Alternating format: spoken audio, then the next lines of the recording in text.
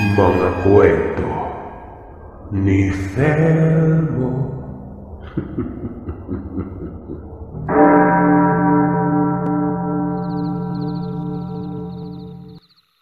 Mapagpalang araw, Sir Seth, at sa lahat ng mga nakikinig sa channel mo. Tawagin mo na lamang ako sa pangalang Abner. Tubong Mahaplag, Leyte. Ang kwentong ibabahagi ko sa inyo ay nangyari mahigit 2 dekada ng nakaraan. Simulat sa pool ay si Tatay Berting na ang nag-aruga sa akin. Sanggol pa lamang daw ako nung iwan kami ni Nanay at sumama ito sa ibang lalaki. Kahit 2 lamang kami ni Tatay na magkasama sa buhay, ay naging kontento at masaya naman ako. Kahit payak lamang ang aming pamumuhay ay lumaki akong nakatira kami sa paanan ng bundok. Hindi ipinadama sa akin ni Tatay ang pagkukulang ng isang ina. Lahat ng gawaing bahay, siya ang gumagawa. Maglaba, magluto at maglinis ng bahay. Tapos aakyat pa ito ng bundok para maghanap buhay. Tuwing Sabado at Linggo lamang ako tumutulong sa kanya dahil ang gusto ni Tatay ay mag-focus lamang ako sa pag-aaral. Para kahit papaano ay maiba naman umano ang buhay ko. At hindi matulad sa kanyang isang kahig, isang tuka. Nga pala, Sir Seth, wala kaming kapitbahay. Ang pinakamalapit na bahay sa amin ay halos kalahating oras pa ang lakaran bago marating yon. Bata pa lamang ako ay ipinagtataka ko na kung bakit ganun kalayo ang bahay namin sa mga kapitbahay. At bakit sa tuwing sumasama ako kay Tatay noon na papunta sa baryo para bumili ng bigas, asukal, asin o kung anumang kakailanganin namin, ay parang ilag sa kanya ang mga tao at nagbubulungan ang mga ito kapag hindi nakatingin ang aking ama. Oo, at inaasikaso naman siya kapag bumibili. Pero napapansin kong para bang tarantang-taranta at madaling-madali ang tenderong nag-aasikaso sa aking ama. Nawari ba'y natatakot nun? Isang beses nga noon, hindi ko na napigilan ang sariling tanungin si Tatay kung bakit ganoon na lamang ang mga kinikilos ng mga tao tuwing pumupunta kami sa baryo at bakit parang natatakot ang mga ito sa tuwing nakikita siya. Ilang segundong hindi nakapagsalita ang aking ama at para bang naghahagilap ito ng kanyang isasagot. Isa pa po pala, Tay. Bakit wala po tayong kapitbahay? Ang ibig ko pong sabihin, bakit ang layo po ng mga kapitbahay natin? Saglit siyang tumikhim bago nagsalita. Ayon sa kanya ay mas ligtas umano kami kung walang kapitbahay. Kaya ang araw nung ipinanganak ako ni Nanay ay nagpasya siyang sa paanan kami ng bundok manirahan. Doon ay payapa, tahimik at malayo sa gulo at sama panghusgang tao. Tsaka anak, Abner, huwag mo nang pansinin o pagtuunan ng atensyon ang kakaibang kinikilos ng mga tao sa atin. Kasi pag nasa paligid nila ako, sadyang ganun lang talaga sila sa mga taong minsan lang nakikita. Anya. Marami pa sana akong itatanong pero naramdaman kong parang ayaw na ni Tatay pag-usapan ang tungkol sa mga kababaryo namin. Kung kaya't nanahimik na ako at magmula noon, ay hindi ko na muling inungkat pa ang tungkol sa mga napapansin ko. Hanggang sa magsekundarya na ako, mas lalong lumalala ang mga usap-usapan sa lugar patungkol kay Tatay. Minsan pa nga ay parang sinasadya na talagang iparinig ng mga tsismosang kababaryong pinag-uusapan nila ang aking ama tuwing dadaan na ako. Ayon nga sa mga naririnig ko, aswang daw si Tatay. At yun ang dahilan kung bakit walang gustong magpatayo ng bahay malapit sa lupang tinitirahan namin. Isa pa, usap-usapan din umano sa karatig baryo ang mga nagkakawala ang mga hayop nun. Kung minsan pa umano, ay nakikita na lamang ng mga taga-karatig baryo ang alagang hayop sa tabi ng sapa at wala ng buhay. Wakwak umano ang tiyan ng kalunos-lunos na bangkay ng hayop at wala ng mga lamang loob. Umugong na rin ang usap-usapan patungkol sa aswang At ang ilan ay ang aking ama ang itinuturong salarin sa mga nangyari. Galit na galit ako sa mga narinig ko pero pinipigilan ko lamang ang sarili't inaalala palagi ang bilin sa akin ni tatay na huwag patulan ng mga usap-usapan ng mga kababaryo namin patungkol sa kanya. Ayaw niya mapahamak ako kaya't hanggat maaari ay umiwas ako sa gulo. Hanggang sa isang beses nun, hindi ko na napigilan ang sariling pagsabihan ng mga tsismosa naming kababaryo. Nung marinig kong pinag-uusapan na naman nilang aking ama, galit na galit akong nagwikang kung wala sila magawa sa buhay, ay magsitulog na lamang sila sa kani-kanilang tahanan at hindi yung pag-uusapan nila ang buhay ng ibang tao. Nagsalita naman ang gurang na si Aling Bebang. Isa sa mga tsismosa at nagsabing totoo naman umano ang sinasabi nila. Kaya nga raw iniwan ito ng aking ina dahil hindi matanggap ni nanay na isang halimaw ang lalaking kinakasama nito. At syempre dahil nananalaytay umano sa ugat ko ang dugo ng aking ama, hindi daw malabong balang araw ay magiging katulad din ako ni tatay. At yun ang dahilan kung bakit iniwan ako sa poder niya. Sinagot ko ng pabalang ang matanda at hindi ko na napigilan ang sariling lait-laitin nito base sa itsura. Sinabihan ko nitong huwag siyang mag-alala dahil kung magkatotoo mang maging aswang ako, siyang unang-una kong bibiktimahin. Pakukuluan ko ng 1 buwan ang katawan niya dahil singkunat ng balat ng kalabaw ang balat niyang nangungulubot na. Tanda-tanda niyo na pero kung umasta parang wala kayong pinagkatandaan. Wika ko pa. Ng mga sandaling yun ay gustong-gusto kong murahin ng matanda pero nagpipigil lamang ako dahil ayaw kong makarating kay tatay ang mga nangyari. Nangako pa naman ako sa kanyang iiwas sa gulo hanggat maaari nun. Pero itong si Aling Bebang, sige pa rin ang pagsasalita at hindi talaga ito papatalo. Paulit-ulit niyang sinasabing aswang si tatay. Ika nga, wala daw sisingaw na usok kung walang apoy. Kaya kahit anong sabihin ko ay lalabas at lalabas pa rin ang totoo na aswang siya. Iginiit ko kay Aling Bebang na hindi aswang ang aking ama, na hindi totoo ang hinala nito. Huwag nilang gawing pulutan sa tsismisa ng tatay ko at ako talaga makakalaban nila. Kahit kailan ay walang tinatapakan na sinasaktang tao si tatay. Tahimik lang kaming namumuhay sa paanan ng bundok at hindi namin maruwisyo. Anong karapatan niyang pagbintangan si tatay nun? Hindi pa ako nakontento. Sa inis ko ay binanatan ko si Aling Bebang ng salita na siyang ikinatigil niya sa pagtatalak. Sinabihan ko naman siyang baka kaya niya ipinagkakalat na aswang si tatay para pagtakpan ang kung anumang kababalagang ginagawa niya kung mayroon man. Hindi kaya ang totoo, Aling Bebang, ikaw talaga yung aswang? Kaya gigil kang pag-usapan ng mga kababaryo si tatay para maibaling kay tatay yung mga ginagawa mo. Sabi ko pa at sinamahan pa ng nakakainsultong ngiti nun. Nakita ko ang panandaliang pagkapatda ni Aling Bebang matapos kong sabihin ito. Pero agaran din naman siyang nagsalita sa nauutal na boses at walang tigil na pinagmumura ko nun. Pumulot pa ng bato ang matanda at parang batang nagbantang babatuhin niya ako kapag hindi pa daw ako aalis sa harapan niya.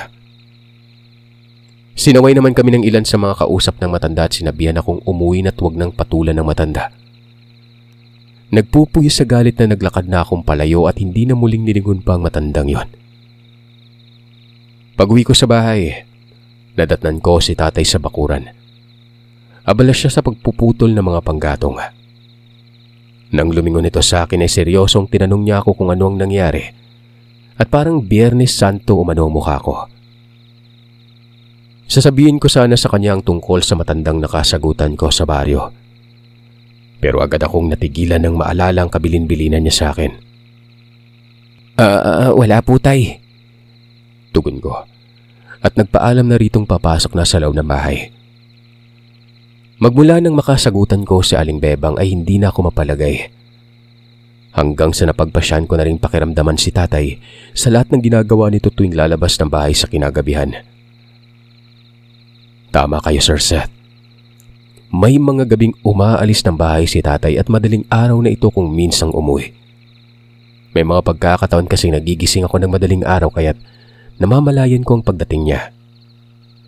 Pero dahil sa madaling araw yun at kapag mga ganong oras ay tamad na tamad pa akong bumangon, hindi na ako nag-uusisa pa. Tsaka siyempre, malay ko ba kung anong ginagawa niya o nagtatrabaho, di ba?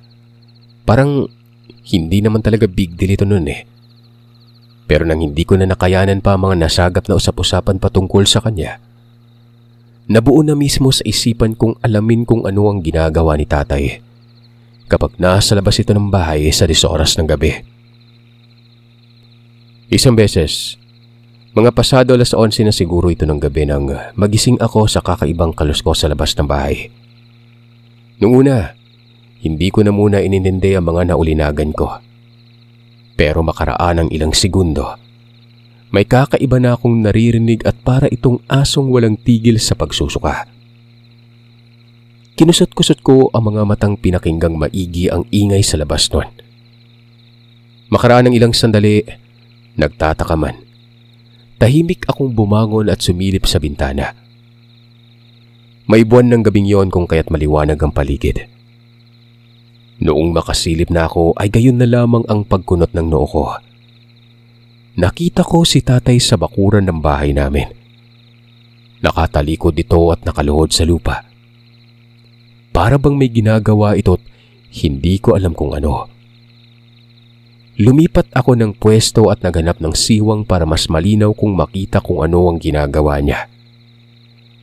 Nang makahanap na nga ako ng siwang at muli na akong sumilip ay nangilabot ang buong katawan ko nang makita kung ano ang kasalukuyang ginagawa niya. Malinaw kong nakikitang may nilalantakan siyang karne. Hayop yun. At yun ay ang paborito niyang alagang manok. Sa bawat panguyang ginawa niya ay tumutulo din mula sa kanyang bibig ang pulang likido. Dugo ito na nanggagaling sa kinakain niyang karne.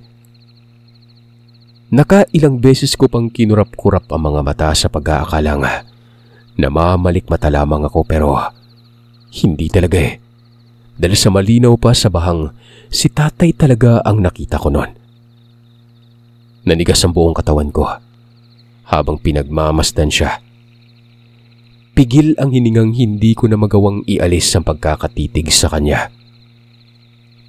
Hindi ko alam kung lalabas ba ako para tanungin kung bakit niya nilalantakan ang isa sa mga alaga naming manok o babalik na lamang sa higaan nun.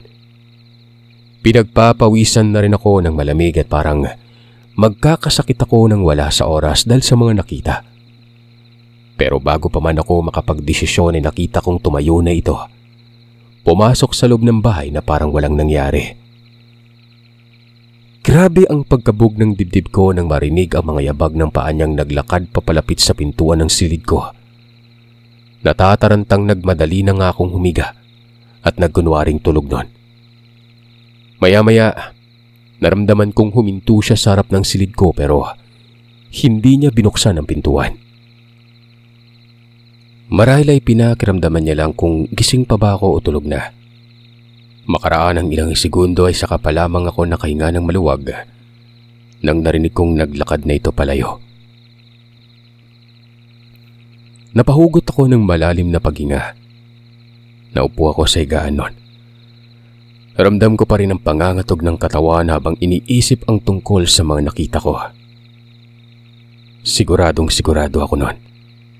Hindi ako pwedeng magkamali. Sa kabilang banda ay napapaisip din ako kung bakit sa hinaba-haba ng panahong kasama ko siya. Bakit hindi ko man lang naramdamang may tinatagong kakaiba si tatay? Nang gabing yon, ay napakaraming katanungan ang nagsipagsulputan sa isipan ko. Pero ni isa ay wala akong mahagilap na sagot. Kinabukasan ay pinuntahan ko kaagad ang kulungan ng manok para alamin kung totoo nga bang nakita ko kagabit hindi katang-isip lang. Pilit ko pa rin dinadaya ang isipan at kinukumbinsing hindi totoo ang mga nakita ko, Sir Seth. Hinanap ko ang paboritong alagang manok ni tatay. Wala.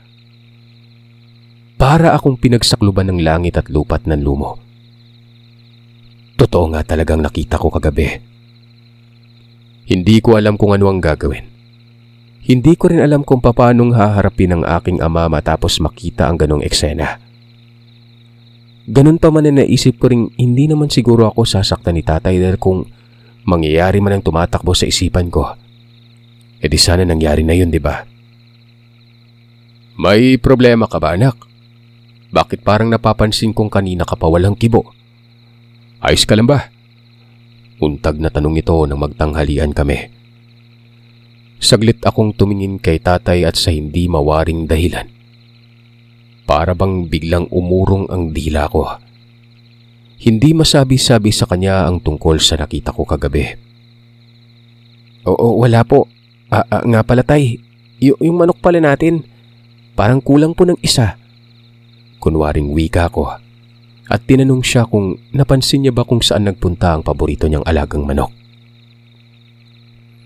Saglit na natigilan sa pagsandok ng kanin si tatay at tumitig ng diretso sa akin. Sunod-sunod naman akong napalunok ng laway sa pag-aakalang malalaman na ng aking amang nakita ko siya kagabing nilantakan yung manok na yon.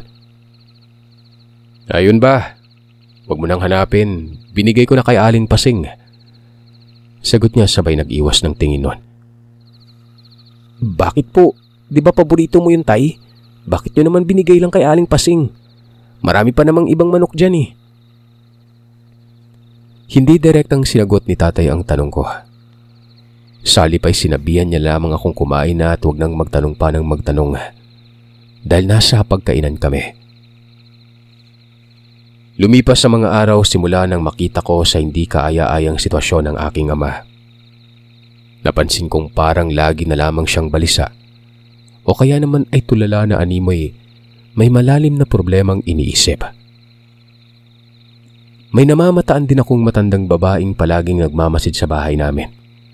At kapag nilalapitan ko ito at tinatanong kung anong kailangan niya, tititig lamang ang matanda at ngingiti-ngiti ng nakakapangilabot. Tapos ay aalis na ito. Ilang beses kong nakikita ang matanda sa hindi kalayuan ng bahay. Pero kapag naramdaman itong nakatingin ako ay aalis ito kaagad. Pero ng mga sumunod ay iba't ibang tao nang nagmamasid sa lugar namin. Lahat sila hindi ko kilala. Hindi din naman sila taga-baryo dahil sa kahit na hindi ko kilala sa pangalan ng taong naninirahan sa lugar namin, tiyak na mumukhaan ko ang mga yon. Nung sabihin ko kay tatay ang tungkol sa mga taong napapansin ko, sinabi niya lang sa akin huwag nang intindihin ng mga yon. Huwag ko na lamang daw lapitan o kausapin ang mga ito kung sakaling makikita ulit. Sinasabi niya rin sa aking asikasuhin kong mabuti ang mga alaga naming hayop para mas lalong dadami pa. Ganon din ang mga pananim para kung sakali man ay may mapagkukunan ako na makakain at pangkonsumo sa araw-araw. Katakatakang binanggit niya rin sa akin kung saan ko makikita ang aking ina kung sakali mang gusto ko itong hanapin o puntahan. Dahil sa may galit pa akong nararamdaman kay nanay, sinabihan ko si tatay na wag nang umasang magpapakita pa ako sa nanay ko. Isang hapon, nagulat ako nang makita sa bakuran ng bahay ang pinsan kong si Leon. Kamag-anak ko ito sa side ng aking ina at may kalayuan sa baryo namin ang tirahan ng pamilya nito. Nakangiting nagmamadaling nilapitan ko si Leon at pinapasok sa loob ng bahay. Kinamusta ko ito matapos abutan ng tubig inumin. Pabirong sinabi ko sa kanyang hindi ko alam kung matutuwa ba ako sa biglaang pagdalaw niya sa bahay o hindi nun. Loko, bakit naman? Tanong niya. Kasi sa pagkakatanda ko, ang huling ginawa mong pagdalaw dito sa bahay namin nung 10 taong gulang ka pa lang at naglayas ka nun. Palagi kang binubugbog ng madrasta mo, di ba? Saglit na hindi nakapagsalita si Leon. Lumungkot ang mukha habang nakatanaw sa labas ng bintana. Hulaan ko. Naglayas ka, no? Humugot ito ng malalim na hininga bago tumango. Nakiusap siya na kung pwede ay sa bahay na lamang daw muna namin siya makikituloy ulit. Hindi niya na raw kasi makayanan pa ang ginagawang pagmamaltrato ng demonyeta niyang madrasta. Palagi na lang daw kasi siya nitong binubugbog at pinag-iinitan nun. Lalo na tuwing walang may uuwing pera ang kanyang ama. At para maniwala ako sa mga sinasabi ng pinsan ko, Hinubad ni Leon ang damit niyang pang-itaas. Doon ay nakita kong napakaraming pasa at sugat nito sa katawan. Aakalain mong paso ng sigarilyong nagpatong-patong na at nagnanaknak ang iba. Nabag ako sa nakitang sitwasyon ni Leon. Kung kaya't sinabi ko sa kanyang huwag siyang mag-alala. Malaya siyang mananatili sa bahay namin anumang oras gustuhin niya. Sa paglipas ng mga oras ay naging maayos naman ang panunuluyan ng pinsan ko sa bahay namin. Tumutulong ito sa mga gawaing bahay at pag-aasikaso sa mga alagang hayop. Hanggang sa isang gabi. Naghahapunan na kami ay napansin kong panay ang pagpunas ni tatay ng labakara sa bibig niya. Sige pa rin ang pagpapatunog niya ng leeg na parabang nangangalay ito. Tinanong ko siya kung ayos lamang ba pero tumango lamang ito. Hindi man lamang ako tinapunan ng titig nun. Tuloy-tuloy lamang siya sa pagkain. Kung kaya't saglit kaming nagkatinginan ni Leon. Nang matapos na kaming naghapunan ay nagmadaling lumabas ng bahay si tatay nang walang sali-salita nun. Tatanungin ko pa sana si tatay Sir Seth pero noong sundan ko siya sa labas ng bahay, kumunot ang noo kong nagtatakang nagpalinga-linga. Hindi ko na mahagilap ng tingin ang aking ama't kung saan ito nagpunta. Napakamot na lamang ako sa ulong nagtanong sa sarili. Bakit ang bilis niya namang mawala? Gayong wala pang 1 minuto mula noong lumabas siya. Bumalik na lamang ako sa loob ng bahay at tinapos na ang naiwang linisin sa kusina. Nang matapos na akong maghugas ng pinggan at nalinis ko na ang kusina ay hindi pa rin bumabalik si tatay. Nagsimula na akong kabahan at nag-isip ng kung ano-ano. Nang mga sandaling ito, aaminin kong nakaramdam ako ng hindi maganda. Sa isiping baka malaman ni Leon ang tungkol sa tinatagong sekreto ni tatay. Kahit na hindi pa ako kumpirmadong aswang ba talaga si tatay nun. Dahil hindi ko naman ito nakitang nag-iba ng anyo o ano paman. Ay parang naniniwala na rin ako sa sabi-sabi ng mga tao sa lugar namin tungkol sa kanya. Kung iisipin ay walang matinong tao ang kayang kumain ng hilaw na karne. Pero ganun pa man ay pilit kong winawaglit sa isipan ng hindi magandang bagay na nagsusulputan. Pumasok na lamang ako sa kwarto at nagpahinga. Hindi ko na hinintay yung pagbabalik ni tatay. Nang nasa kalaliman na ako ng pagtulog, bigla akong nagising. Naiinitan ako't nakakaramdam din ako ng alinsangan sa paligid. Sobrang init. Para bang wala man lamang kahangin-hangin ang pumapasok sa loob ng sikisilid ko. Sandaling kinurap-kurap ko ang mga mata at kinusot-kusot nun. Habang nagkukusot ay bigla na lamang akong napaupo. Mula sa pagkakahiga. At grabe ang pagkabog ng dibdib ko. Nakita ko si tatay na nakatayo sa uluan ng igaan ni Leon. Nakayukong nakatitig ito sa pinsan ko at walang tigil sa pagtulo ng laway. Habang naririnig ko ang paghinga nito na parabang tunog ng isang pato sa bawat hiningang pinapakawalan. Dali-dali akong lumapit at tinapik ito sa balikat. Gawa nang napansin kong nanlilisik na mga mata nitong namumula. Sa mahinang boses ay tinanong ko siya kung anong ginagawa niya at bakit ganun na lamang siya kung makatitig sa pinsan ko. Ilang segundo munang tinagal nito bago naglakad palabas ng kwarto na parang wala lang. Ni hindi niya ako tinatapunan ng tingin. Ni hindi niya sinagot ang tanong ko. Bigla na lamang itong tumalikod at naglakad palabas. Pinalipas ko muna ang ilang minuto at nag-ipon ng lakas ng loob bago ako lumabas ng kwarto para silipin si tatay sa higaan niya. Nang masilip ko na siya ay nakita kong nakahiga na ito nang nakatalikod sa pituan ng kwarto. Kaya't napahinga ako ng malalim. Bago ako bumalik sa paghiga ay tiningnan ko din si Leon. Maimbing ang tulog niya at hindi man lang namalayang nasa uluhan niya na si tatay kanina. Lumipas ang ilang oras. Kahit na anong gawin kong pagbabaling-baling sa higaan ang gawin, ay hindi ko na talaga magawang makatulog nun. Paulit-ulit ding bumabalik sa isipan ko ang tungkol sa nagisnan ko kanina. Maya't mayang pinapakiramdaman ko din ang kabilang kwarto kung saan natutulog si tatay. Sa takot na baka puntan niya na naman si Leon. Sa isip-isip ko, hindi na ito maganda. Kailangang kausapin ko na si tatay at sabihin sa kanyang may nalalaman na ako tungkol sa pinakatago-tago niyang sekreto. Madaling araw, hindi pa rin ako nakatulog. Tumayo na lamang ako at nagkape. Maya-maya ay gumising na rin ang pinsan ko at tinanong ako kung bakit ang aga ko umanong nagising. Nagdahilan na lamang ako at sinabi sa kanyang naiihi ako kanina. Kaya ganon. Ikaw, bakit ang aga mo ring nagising ngayon? Balik kong tanong sa kanya. Saglit itong nagtimpla ng kape. Pagkatapos ay naupo na't nagwikang masama umano ang panaginip niya. Kaya nagising siya ng maaga. Noong tanungin ko siya kung ano ang napanaginipan niya, hindi niya ako kaagad sinagot. Salip ay iniba nito ang usapan. Insa na. Pero may itatanong lang ako sa'yo.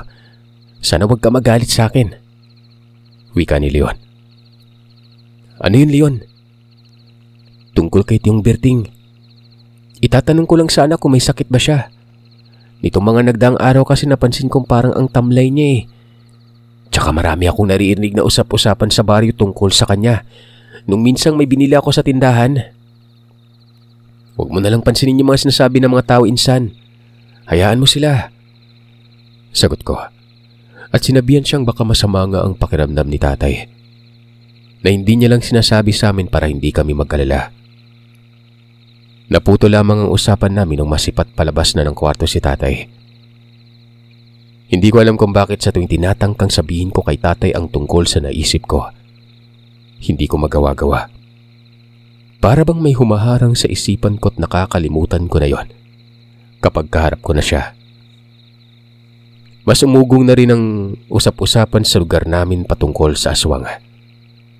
Ayon pa sa nasagap ko ay may lalaking magbubukid umano ang hinabol ng isang nakakakilabot na nilalang noong pauwi na ito galing sa bundok. Na mga panahong din ito, kung kailan nangyari ang pananambang doon sa lalaki, ay umuwi ng 10 oras ng gabi si tatay. Duguhan ang katawan niya na siyang ikinagulat ko't nag-alala. Na makita ko ni tatay ay bahagya pa itong napaatras at nagulat din. Tinanong ko pa siya noon kung anong nangyari, kung bakit may dugo ang damit nito at kamay niya, pero hindi ito sumagot agad. Bakit gising ka pa? Ang pinsan mo gising din ba? Tanong niya. Umiling ako't sinabi sa kanyang tulog pa si Leon kanina. Tumango lamang siya at dumiretso na sa kwarto niya. Paglabas niya ay may bitbit na siyang damit. Pumasok ka na sa kwarto mo at matulog na. Bukas na tayo mag-usap. Wika niya. Kinabukasan ay naging abala kami sa trabaho. Kaya't hindi ko na naman naitanong sa kanya kung ano ang nangyari. Napakaraming utos ni tatay. May mga sinasabi siya sa aming dalawa ni Leon na para bang naghahabilin na. Yun bang parang aalis ito at hindi na babalik. Kaya't napakaraming iniwang mga katagayon. Palagi niyang sinasabi sa aking tandaan ko raw palagi ang mga sinasabi niya at huwag kalimutan. Tango lang naman ako ng tango habang abala sa gawain nun. Isang gabi, matutulog na sana kami nang bigla kaming nakarinig ng pagaspas ng pakpak na nagmumula sa taas ng bubungan namin. Dahil sa hindi naman kalakihan ng bahay at yari lang sa kahoy at tamakan, kung kaya't naramdaman namin ang pagkalog nito. Mabilis pa sa 4:00 napatayo ako at lumabas ng kwarto. Ganon din si Leon. Kaagad itong sumunod sa aking paglabas. Anong nangyari? May lindol ba? Tanong niya na makalabas na kami ng kwarto. Umiling ako nun. Walang lindol pero parang may kakaiba akong naramdamang presensya sa labas. Magsasalita na sana uli si Leon nang sa walang ano-ano ay bigla na lamang kaming nakarinig ng malakas na pag-atungal ng aso sa labas ng bahay. Kakaiba ang ingay na yon dahil nanunuot sa kalamnan ko ang bawat pag-atungal ng nilalang. Nakakatakot! Ano ba yun? Wika ng pinsan ko. Noong magsasalita na sana ako, hindi ito natuloy. Gawa ng hindi ko inaasahan ang sumunod na ginawa ng pinsan ko. Kumuha ito ng itak at tipong lalabas na sana. Pero bago pa man mabuksan ni Leon ang pintuan ay nagulat ako nang biglang lumabas ng kwarto si tatay. Hinawakan niya sa braso si Leon. Sa mariin na boses ay nagsalita itong wag na wag lalabas. Maraming aswang ang nakaabang sa labas ng bahay. Napamaang at kinakabahan akong tumingin kay tatay at hindi makapaniwala sa kanyang sinabi. Nauutal pang nagtanong ako sa kanya kung anong aswang ba ang pinagsasasabi niya. Wala naman akong naririnig na huninon. Huwag nga kayong magsalita ng ganyan, tay. Hindi magandang biro yung sinasabi mo, ha? Tiningnan ako ni tatay at sinabing sumilip daw ako sa siwang kung ayaw kong maniwala sa kanya. Pero dapat ay saglit lamang umano at baka maramdaman ng mga nilalang sa labas ng bahay at makita akong nakasilip nun. Nung unay nag-alangan pa akong sumilip sa siwang ng dingding at nakaramdam ng takot. Pero kalaunan ay nainganyo na rin akong sumilip at alamin kung totoo ba ang sinasabi ni tatay na meron ngang aswang sa labas. Noong makasilip ako ay saglit akong natulala. Pigil ang hininga nang makita ko ang matandang babaeng nakatayo malapit sa pintuan ng bahay nun. Napakapangit ng matandang ito. Nakakakilabot tingnan. May kasama din itong 3 kalalakihan. At gaya ng matanda ay nakakatakot din ang wangis ng 3. Hindi ko alam kung paanong ipaliwanag ang itsura nila. Basta sobrang nakakatakot na halos takasan na ako ng ulirat. Titig na titig ang matanda kung saan nakatayo si tatay, na para bang nakikita nito ang aking ama. Kahit na may nakapagitang nakasarang pintuan sa kanilang dalawa. Berting, bumalik ka na sa atin. Kung ayaw mong may mangyaring masama dyan sa kaisa-isa mong anak. Wika ng matandang babae. Kaagad akong napatingin kay tatay nang may pagtataka. Naitanong ko din sa isipan kung bakit kilala niya ang mga nilalang na nasa labas nun. Hindi ako sasama sa inyo. Umalis na kayo dito at tigilan niyo na ako. Lalong-lalo na yung anak ko. Hanggang kailan ka magmamatigas? Hindi mo pwedeng talikuran ng ating angkan, Berting. Ikaw ang hahalili sa kapatid ko oras na pumanaw ito. At kahit saan ka man magpunta, matutunton ka pa rin namin. Kaya kung ako sa'yo, umuwi ka na at isama mo na yung anak mo.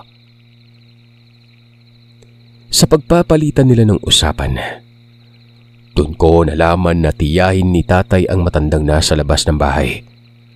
At ang kapatid nitong tinutukoy ay siyang ama ni tatay nun.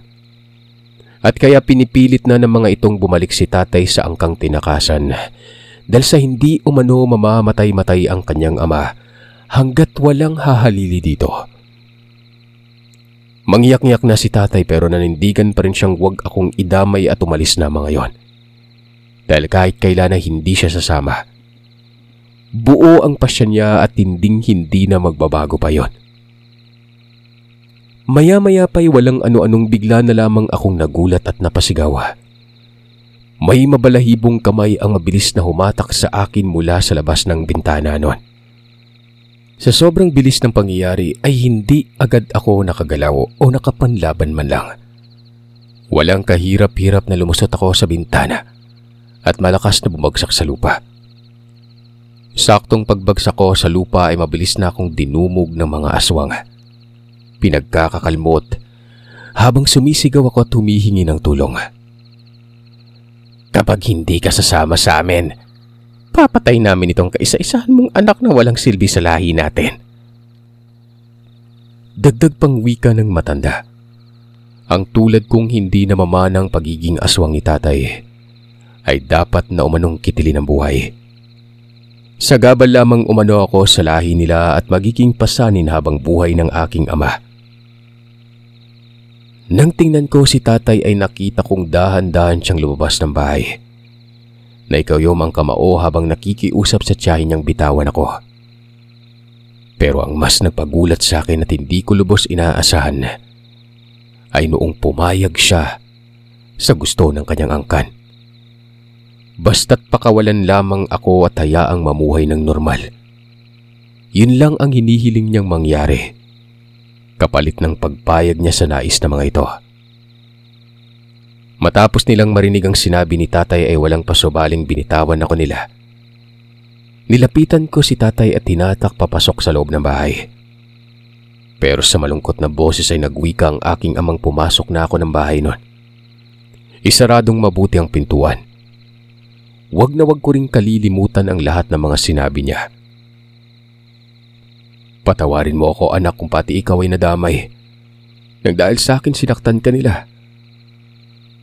Tay, ano ba yung sinasabi mo? Tara na po, pumasok na tayo sa loob. Umiiling-iling siya't nagwikang panahon na para malaman ko ang totoo niyang pagkatao. Alam ko na po yung totoo, tay.